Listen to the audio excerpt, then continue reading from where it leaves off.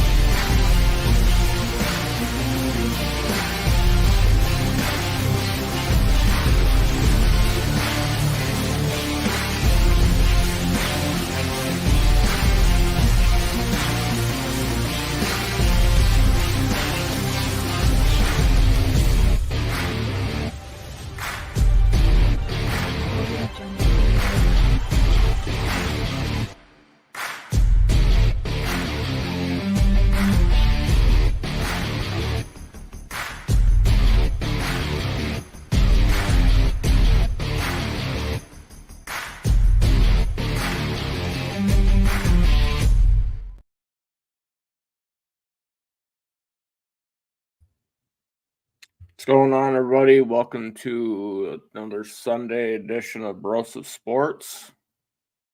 I'm your host, Darren Ryan. So it's a brutal day in the sports world still. We're still grieving over the loss of Kyrie Jackson. Young corner was killed in a car crash in Maryland. He was only 24 years old. This is a tough loss for the Vikings. This is a tough loss for the University of Oregon. All the coaches and all the players that knew him and who he had an impact on from his community back home where he's from. This is a tough loss to handle right now. The kid was doing amazing in camp. You heard from Justin Jefferson and Jordan Addison, two of the best wide receivers on the Vikings roster, were praising this kid. He was taking snaps in camp as the cornerback too. So just by that alone, getting praised by the two best wide receivers, who's to say that this kid couldn't have came into his full potential and could have been a starter for the Vikings?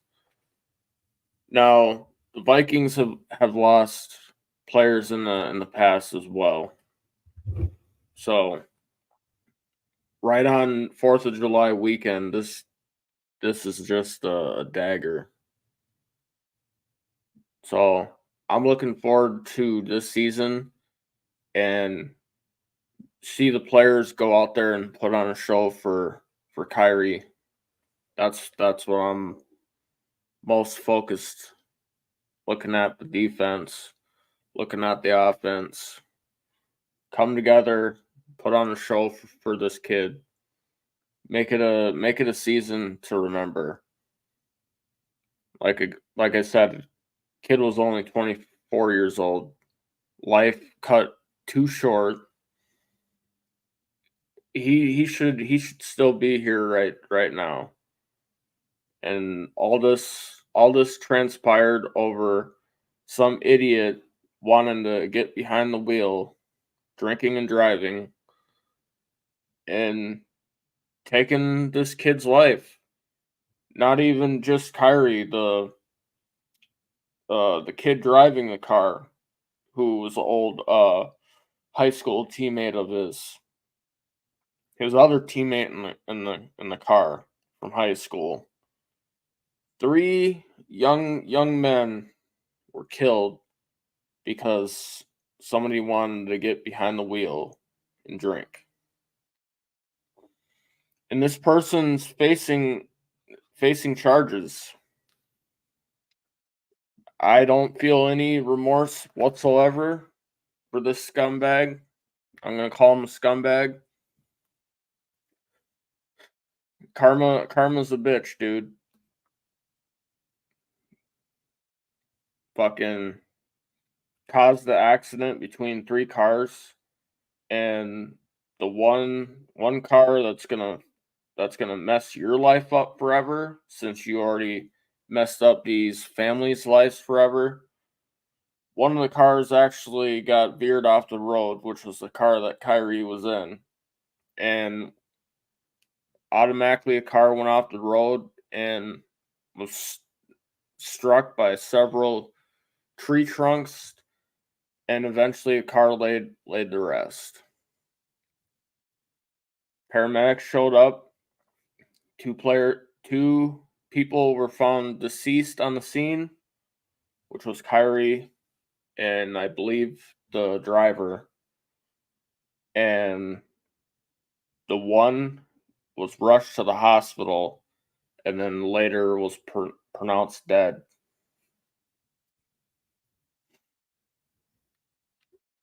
So what happens when you make poor choices? This is the type of shit that can happen. You know, people want to act like they're invincible. Nobody's invincible.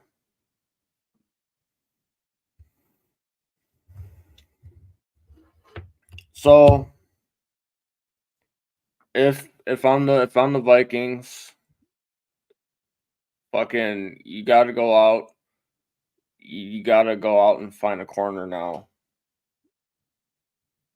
You got to go out and find a veteran, possibly Stephon Gilmore. I'm looking at a guy like Gilmore, possibly Adoree Jackson.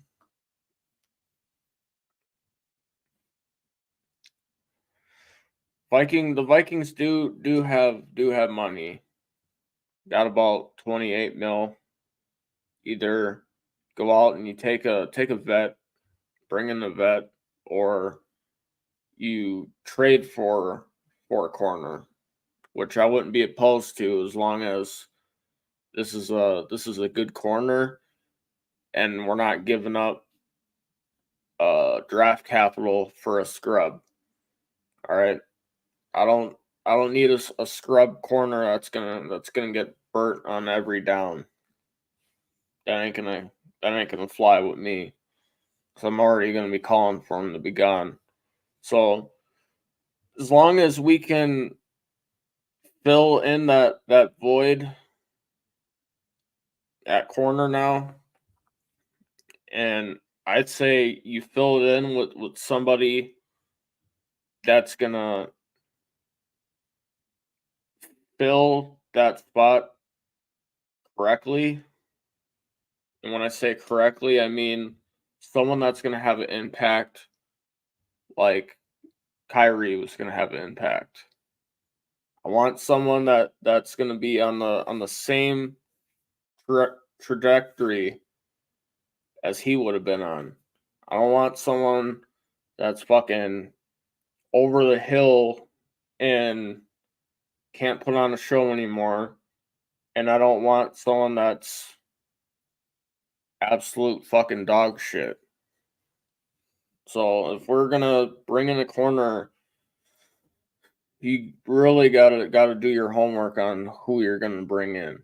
Not just bring in some any old fucking Joe Schmo off the fucking street with no priors.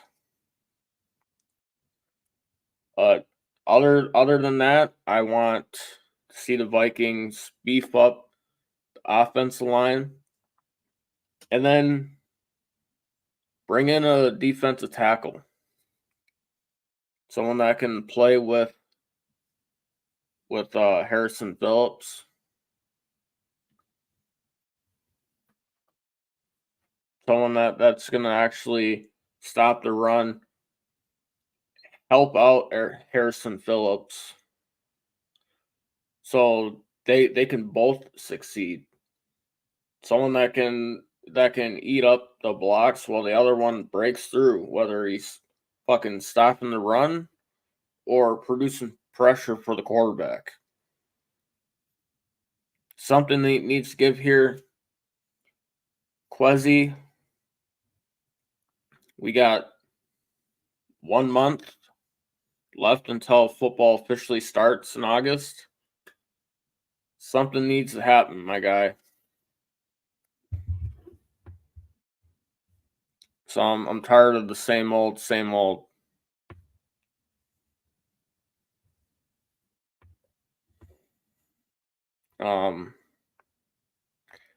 But it's just sad as hell right now. Still in shock with the news I heard of our corner that we drafted fucking getting killed.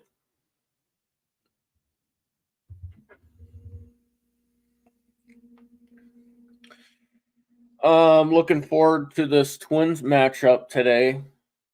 They have a chance to close out this series in a good positive manner. They're going up against the Astros today. That's at 1:10 p.m. Central Standard Time. Twins need to come in on all cylinders, ready to go. Pitching needs to be on point. Limit the strikeouts to the guys coming up to bat on the plate. Later this afternoon, we got the Rangers and the Rays. This will be an interesting matchup. The Rays are looking at knocking off the defending champs, so that should be interesting. Then we have the Angels and the Cubs. That's probably going to be a snoozer. And we got the Giants at the Guardians. Well, judging by the Giants' record, Guardians should have no excuse on why they can't win.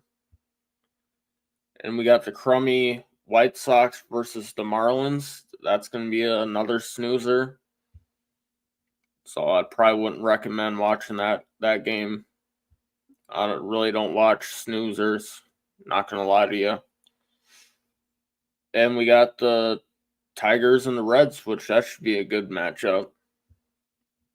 But I think the game to watch today is going to be the Cardinals at the Nationals.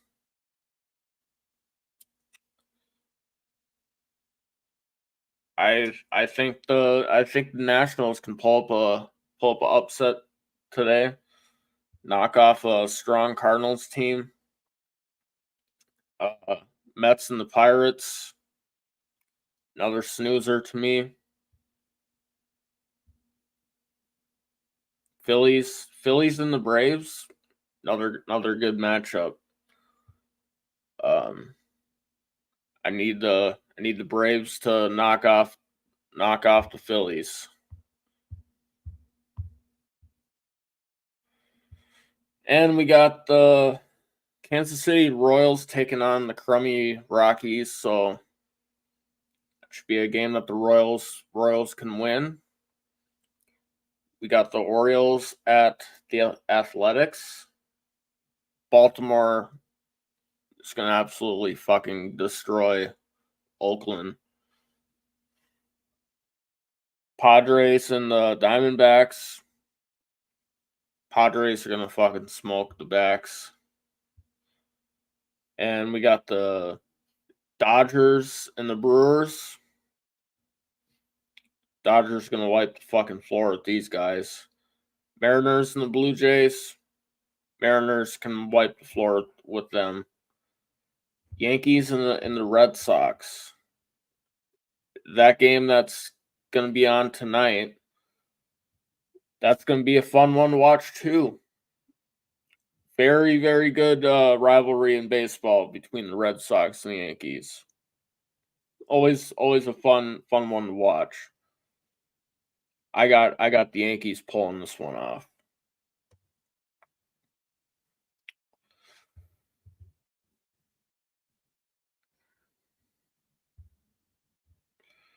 And today at 3:30 p.m. Central Standard Time, what I'm going to be doing is I'm going to be watching this NASCAR street race. Um they're back in Chicago. It's literally they made a custom track on the streets downtown. So they're literally racing downtown. Last year, of course, it rained, so the track was wet, and they were using some rain tires, and they also had the windshield wipers, which was interesting to see. Looks like um well, depending on the weather, let's see what the weather's going to be like there today. Hopefully it's not too bad.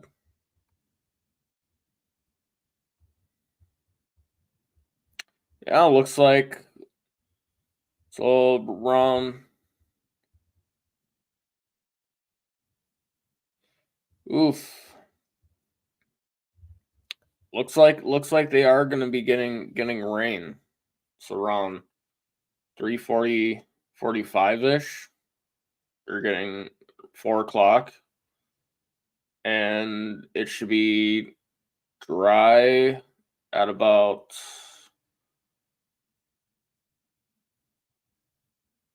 5:10. So they have that short rain delay. Once they get the track all dried out, they can go back to racing. So it looks like it's gonna be. I'd say you get a few laps in the first stage. It's gonna fucking get rained out, and they should be able to go back racing around 5. So that's gonna be interesting today. Otherwise, the PGA Tour is still going on. The Olympics, NBA Summer League is officially upon us. Today at 3:30, we got the Heat against the Kings, and we got at 5:30 the Lakers and the Warriors. I'm sorry, I think the Warriors are going to win. Judging by the way Bronny plays, I literally don't think this dude is NBA ready. I'm sorry. I thought it was a waste of a draft pick.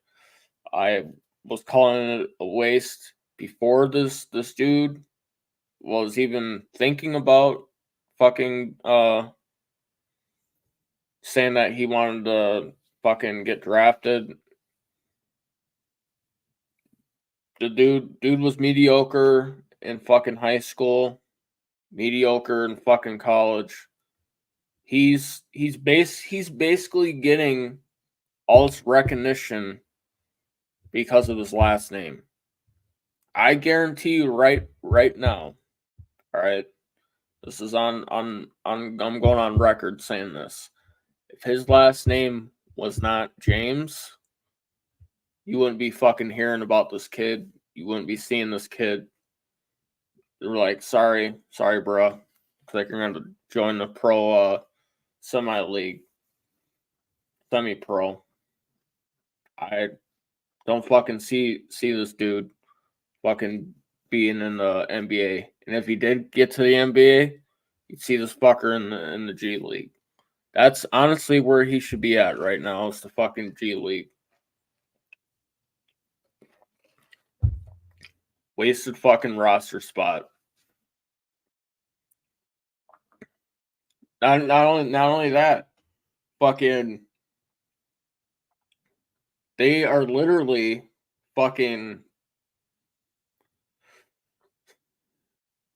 going downhill as a fucking franchise, the Lakers, all right? You had an opportunity to fucking bring in Klay Thompson, fucking pass on Klay Thompson, all right? Okay, well, now he's a Maverick, so good luck trying to fill that void. LeBron's over here talking about fucking wanting to take a fucking pay cut so he can get DeMar DeRozan. I'm sorry, dude. If I know I can go be a fucking star on another team, why am I gonna want to go to the fucking Lakers and be in your fucking shadow? Not happening, dude. So you fucking figure it out with your boy and fucking injury prone Anthony Davis. And maybe finishing down at the bottom with the fucking Pistons will probably be in your favor. Maybe you can get a fucking high lottery pick for the fucking draft. But I don't see the Lakers doing absolutely fucking anything. That's just my honest opinion. You wasted a fucking pick getting fucking Bronny James. Laker fans can talk all the shit they want about the Timberwolves. At the end of the day, we had a damn good fucking draft. Drafted two fucking studs in the first round. Both fucking guys outshine fucking Bronny, even with his last name being fucking James. I'm gonna throw that out there. Make it be known. The Lakers ain't fucking with this Wolves team. The Lakers ain't fucking with this. So Lakers, go back to the fucking drawing board. Maybe you can find something next year that's gonna be in your realm of possibilities. Like I said, I think you're gonna be fucking competing in the basement of the fucking Western Conference. That's just me. Um, Spurs are gonna be interesting to watch. You got fucking Chris Paul pairing up with Wemby. That should be fucking really nice to watch. If I'm the Spurs, dude, fucking fuck with the Lakers trying to go out and getting DeMar DeRozan. DeMar DeRozan and fucking Zach LaVine. Those are two fucking guys that bring the Spurs to pair up with Chris Paul and fucking Wemby. Now that would be a threat in the West. You fucking at this point with the Chicago Bulls, dude, they need to figure out something, whether it's a rebuild, fucking selling the fucking team, which the owner also owns the White Sox. So if you ain't trying to sell both teams together and as a bundle, sell the fucking Sox first and then sell the Bulls separately, which that could benefit it. That could benefit them. And I've been saying this before. I'd turn the fucking United Center into the Blackhawks home, and the Bulls need to go fucking elsewhere, dude.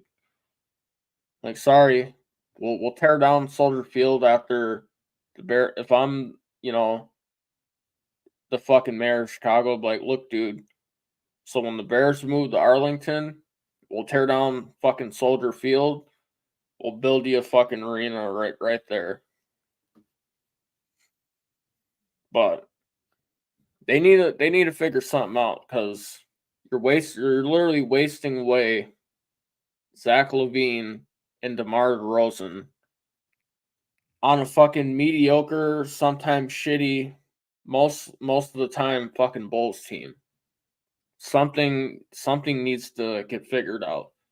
There was talks about them going out and trading for Anthony Davis to bring him home because he's from Chicago. If that dude can fucking stay healthy, it would be a win-win. But at this stage in his career, he has shown that he can't stay healthy. So you're putting in a lot of risk going out and looking at a guy like Anthony Davis. Don't get me wrong though. He was an absolute beast with the Pelicans. And when he first got to the Lakers, he did a damn good job. But as of recently, he can't stay healthy. And that's one thing that I think needs to change. Whether or not this dude needs to fucking rehab a lot, uh, strength and conditioning, like maybe he needs to fucking find a set legitimate fucking personal trainer, someone that can, he can find a nutritionist. Something needs to turn around for this dude, so his health can fucking stay in line, so he can play.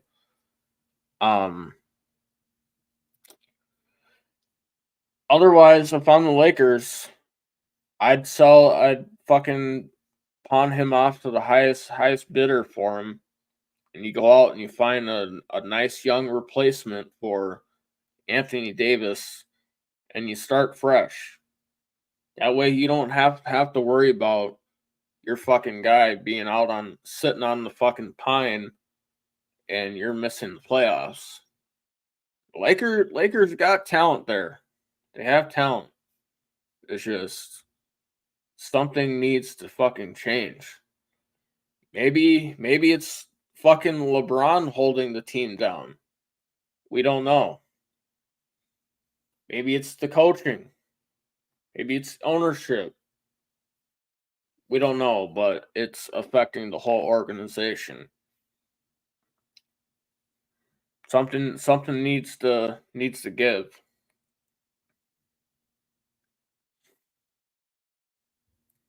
Yeah, he said that he'd take a pay cut for fucking getting DeMar DeRozan. I'm sorry, dude. If I'm DeMar DeRozan, fuck you, dude. I'm not going to fucking play for the Lakers knowing that I can be a star elsewhere. Why do I want to fucking be in your shadow, dude? Maybe the Lakers can fucking, figure something out, possibly get a guy like Draymond Green, bring him in, fucking send fucking LeBron James and his fucking kid to Miami and as a package deal with some picks, and you fucking go out and you get unhappy Jimmy Butler and you bring Jimmy Butler to LA. Maybe that's what they need. They need a guy like fucking Jimmy Butler to elevate them. Hell, send Jimmy Butler back to Chicago. Let him fucking play with DeMar DeRozan. Let him fucking play with Levine. And he's still bringing a guy like Anthony Davis. That team right there, I think, could challenge the fucking Pistons in that fucking conference in the East. It could fucking challenge the Pacers, challenge the Cavs, but that Cavs team and that Pacers team is fucking dangerous. So right now, Bulls and the fucking Pistons right now, Guys are the odd men out. Bucks, they're trying to fucking see what they're about right now. They gotta fucking coming into season fucking healthy, and with what they got on the roster, they can compete. But outside of that, dude, Bulls got lucky because the fucking Bucks had injuries. That's the bottom line there. Got fucking lucky.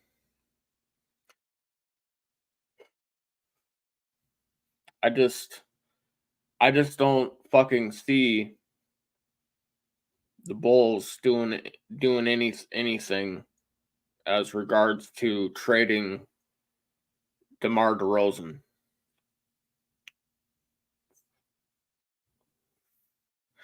I wouldn't do the move. I'd legitly make them fucking overpay for what they wanted. Like you guys want to fucking be an overhyped team? It's what happens to overhyped teams. Make them break the fucking bank, and it will hurt them in the future financially. Because a lot of these organizations that are completely overhyped and have overhyped players that are making fucking buku amounts of money and don't get back to the team. It's usually what happens. When these players are long and gone, these fucking teams start hurting financially because they're ran by idiots. That's what happens.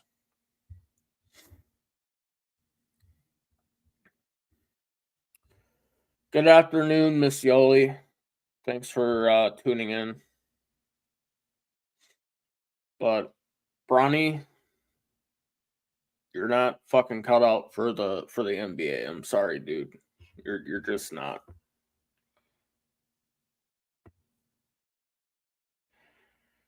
Then we have for the summer league, the fucking Hornets are taking on fucking China. China, really? Fucking China.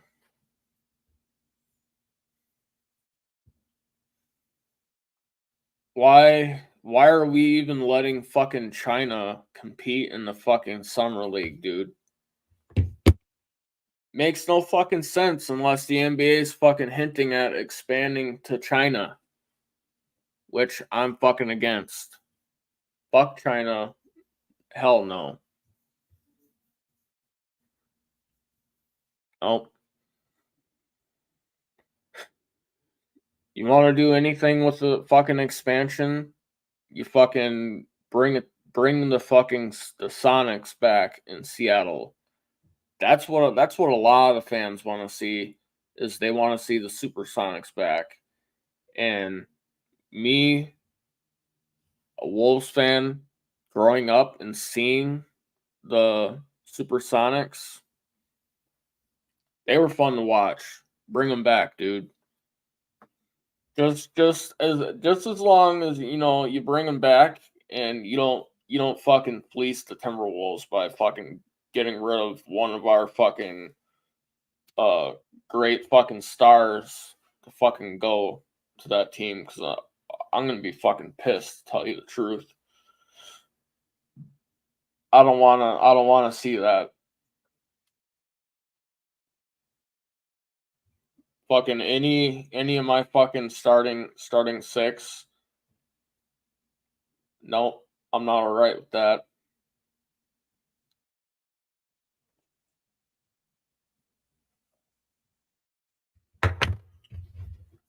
But they're fucking playing. They're playing in Sacramento. That's at fucking 7 p.m. tonight. China's playing the fucking Hornets. I don't understand that. And at 9 o'clock, Spurs and the Kings. Otherwise, Not really much is happening. Hell of a for all the wrestling fans out there. Hell of a Money in the Bank last night. Um, Drew McIntyre ended up winning the Money in the Bank and then cashing in during that World Heavyweight Championship match, making it a triple threat, and you literally had CM Punk come in, cost McIntyre again. This is going to be an interesting build up with this story. Seth Rollins is pissed, so that they're probably going to throw Rollins into it. So I think when Punk is officially going to compete, when he is 100%, I think that first match is going to be a triple threat. A lot of differences need to get worked out, and once they get past this triple threat, you're gonna see a fucking plain old McIntyre and Punk story going forward. But as of right now, unhappy Seth Rollins. I don't blame him. Me personally, I'd be pissed too. And he's told him before to stay out of his matches, and this happened to be one of them moments where I wouldn't have done it at Money in the Bank, but at the same time, it's CM Punk. You fuck with CM Punk, you're gonna get fucked with harder, and usually that outcome is 10 times more worse than what you inflicted on him. And we saw that last night. McIntyre really wanted that Money in the Bank because he literally wanted another shot at the World Heavyweight Championship. And for him to do that was winning the Money in the Bank, which he did. And if I was him, I probably wouldn't have cashed in right away. I wouldn't have fucking made it a triple threat. Even though looked like he had a clear shot of ending it. But me personally, I would have waited until afterwards, after the match, to fucking cash in on whoever. You'd pick the right time to do that, and I wouldn't have did it like that. I would have waited until after the match. Cash in. Cash in on a weekend Damian Priest, or you cash in on a week gassed Seth Rollins. And if Punk had come out, I think you would have had a more better chance of fending off CM Punk rather than getting destroyed the way you did by CM Punk. Because at that point, dude, you were in a triple threat. And at that point, when fucking Punk came out there, basically a fatal four-way right there. Hell, maybe going into this next pay-per-view, if Punk is 100%, they have Priest defend the title in the fatal four-way. I wouldn't be opposed to that. You give each three of those guys a chance to win the belt, and they have their differences set aside in the ring for the World Heavyweight Championship. And now you add Damian Priest into this drama now. It's gonna make for interesting Monday Night Raw tomorrow. I'll tell you that right now. Then you had for the women's Tiffany Stratton winning the Money in the Bank. I was so happy it wasn't Chelsea Green, dude. Oh my god. I was sitting up there. I was like, oh my fucking god, please tell me she's not going to win. And as soon as Tiffany Stratton jumped on the ladder, fucking pushed her off, and she went through the tables, I was like, yes. Thank fucking god. It couldn't happen to anyone better. And I've said this time and time again. Fucking Chelsea Green has no, in my opinion, no fucking talent, dude. I don't know why they even got her in the fucking ring trying to compete when she should just fucking be working backstage or being a fucking reporter, dude. No talent, fucking bland fucking charisma. Like, what are we fucking bringing back the Diva days under Vince McMahon or something here? So that's what it fucking looks like. Maxine Dupree is the same way. No talent. I just don't. I just don't get it why we're letting people take spots from wrestlers that have the fucking talent that can go out there and put on a show worth watching. There's some women in the NXT division that I would like to see fucking take uh Dupree's spot and Chelsea Green's spot that can actually compete with the women that can fucking compete on the roster. Not two fucking women that look like fucking plastic Barbies. I'm sorry. You got no fucking moves in the ring and you got no charisma. At this point, you just should be a fucking jobber, in my opinion, which that's what Maxine Dupree is. Fucking jobber. Chelsea Green, they gave her opportunity and money in the bank. She snuck her way in. At this point, she can fucking jobber her way out. I don't I don't want to see her in any more fucking matches to go on and try to become a champion because dude, I swear to fucking god, if she fucking wins uh the title from fucking Bailey, they have her fucking take the title from Bailey or fucking Liv Morgan, I'm gonna fucking lose my shit. Best you can get out of her is putting the tag team belt on her, having her pair up with someone like Piper Niven, tag team champs. Other than that, I don't see her being a singles champion. I don't. She can try going on a singles run, but I think that would hurt her career.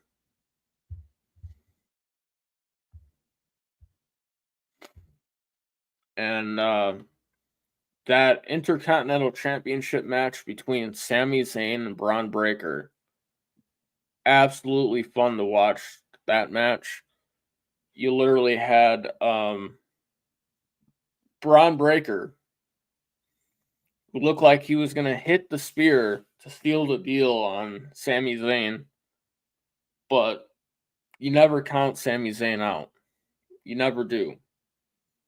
And like he said, he's taken on guys being in this situation before, and he's come out on top. When he made that promo that he made before Money in the Bank, he called his shot. He said he's gonna walk in there. He's gonna beat the fuck out of Braun Breaker because Breaker is overlooking him, not doing his homework on Sami Zayn, and underestimating Sami Zayn. And able to go in there, get the job done. I think this is going to lead into a feud with Braun and Sammy, and it's going to make for an interesting feud going forward. And I think one of these times, Braun Breaker will get his number and end up becoming an Intercontinental Champion. It's only a matter of time before this kid gets a title shot, and I think he's the one person right now in his age group, part of this young bracket of stars that WWE's got right now. He's the one right now that I would fucking put a belt on. The next person that I'd want to see winning a belt is Jacob Fatu. That needs to fucking happen. The Samoan lone wolf needs to win a championship. Throw this Mufu into this next IC match with Braun and Sammy, and that match would be fucking cinema. That triple threat would be cinema. And in my opinion, it would be fucking match of the night on that card. Doesn't have to be like a ladder match. Doesn't have to be in a hardcore match. Could be a regular match, or let them fight around the arena in a street fight. Either way, that dude Jacob Fatu's no joke. And in my opinion, he has all the abilities right now to be main event champion sooner or later. The dude's got it all in a wrestler. Now, perfect opponent, I think, would be for him, would be Braun Breaker. Fucking both of them dudes going at it. They would really have to enforce security. They'd have to double up their security if those two start throwing hands. They would need security to hold them dudes back. They would go absolutely rampant, beat the shit out of each other, and most likely terrorize all the fucking security. So it'd have to be one of those moments where Nick Aldis would have to fucking call the police to get them dudes out of there. But in the sake of Jacob Fatu, he doesn't need any more police presence because from what I'm hearing, he legitimately has a criminal record, which I'm not for sure about, but from what I have been hearing, dude's got a record, so he doesn't need any more police involvement in his life. But it would literally make for an interesting story. You eventually throw Braun and Jacob Fatu in a feud. It'd be a good feud. Whether or not this happens this year, next year, or in the future, I think that's something that needs to happen. And so last night, John Cena announced that he is retiring. So he's going on one last run. WrestleMania in 2025 is going to be his last WrestleMania. Elimination Chamber is going to be his last Elimination Chamber. I personally want to thank John Cena. I know a lot of people probably don't like him.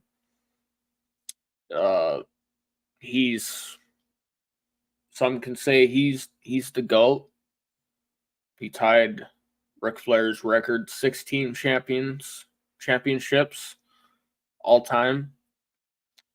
I think if they really want him to go out in a bang, he wins the WWE Championship or he wins the World Heavyweight Championship. And with all the drama going on right now on Raw, I don't know necessarily if you really want to throw him in a match with Damian Priest. John Cena even said it himself that he can't remember the last time he actually won a match. It's been that long. He's hell of a person in the locker room. A lot of guys look up to him and the girls. He's got so much wisdom and creativity that he said when he's done wrestling, he still wants to be a part of WWE because he's always said WWE is his home. And this final run, he wants to give back to the fans to create more memories and bring generations together. So going forward, people can relive these memories, and people can say it when he's bringing generations together. People can say, "I got to see John Cena." I mean, him, I'd say, in this final run, before he actually, hangs it up for good, I'd throw him Elimination Chamber. That in the Elimination Chamber, it's rumored that you're gonna have a 6-man Elimination Chamber match. It's being rumored. Don't take my word for this. It's just a rumor, hypothetical. That it's going to be a men's Intercontinental Championship being defended in the Elimination Chamber match. What perfect opportunity. You have John Cena in there. He's never won the Elimination Chamber. And then you also throw in a guy like Sheamus, who's never won the IC title. So if John Cena is able to get one more accolade on his resume, I think it would be a perfect story. You have John Cena win the Intercontinental Championship at Elimination Chamber, and then you have him lose it to Sheamus. Win-win situation right there. Two great legends, future Hall of Famers that are well respected in the WWE and who have done a lot, not just, in the WWE, but outside of WWE. Make-A-Wish, charity, our troops, you name it. These guys have done it all for the WWE and the WWE universe. And I think a way of giving back to these two guys is giving them this shot of winning the Intercontinental Championship, and with John Cena, to cement his legacy, you have him win the Intercontinental Championship, and then you have him win the whether it's the WWE Championship or the World Heavyweight Championship on his retirement run. And then after he wins, he can lose it. It's not a big deal. And then you have his last match be John Cena versus the Legend Killer Randy Orton on a big PLE. Have them two fight, and it's called retirement match for John Cena's retirement match. John Cena versus Randy Orton one last time. I would love to see that. Their rivalry at its peak was so fire. It was amazing to watch. Both guys really well respected. Both guys really amazing in the ring.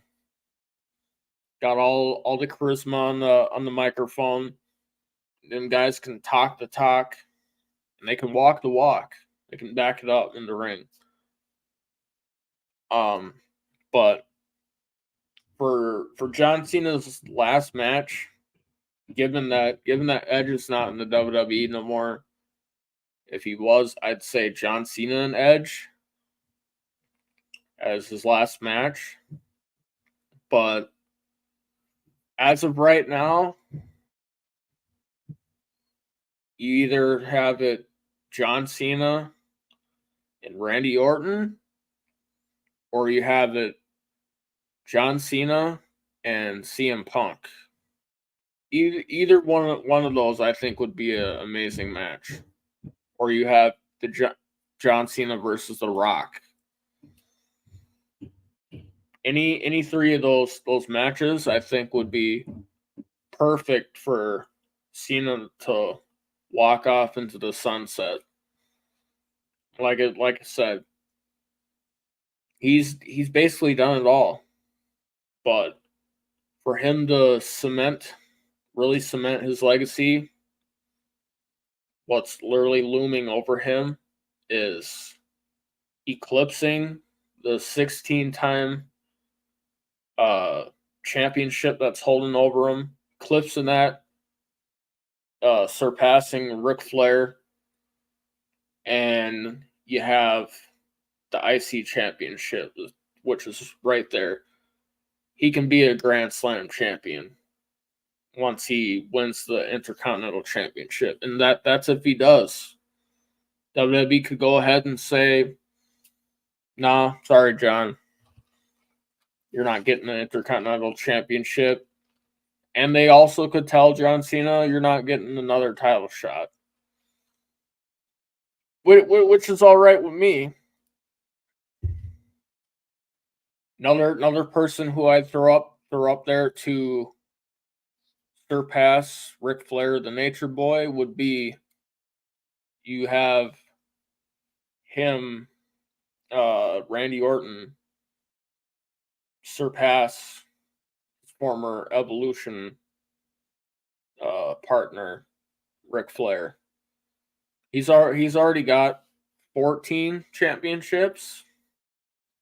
2 more, and he's tied with Ric Flair and John Cena. And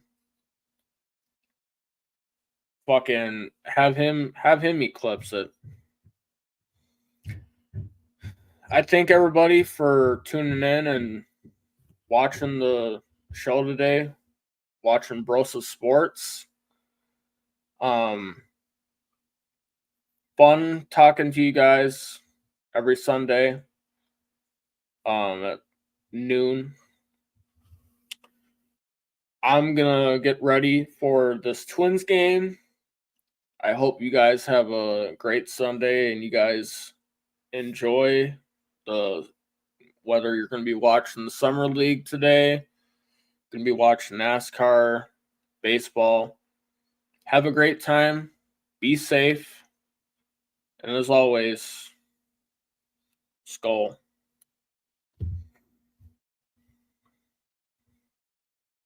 This is a Huddle Sports Network broadcast. You can find us on Roku TV, Amazon Fire TV, Facebook, and of course YouTube. Get all your NFL news here.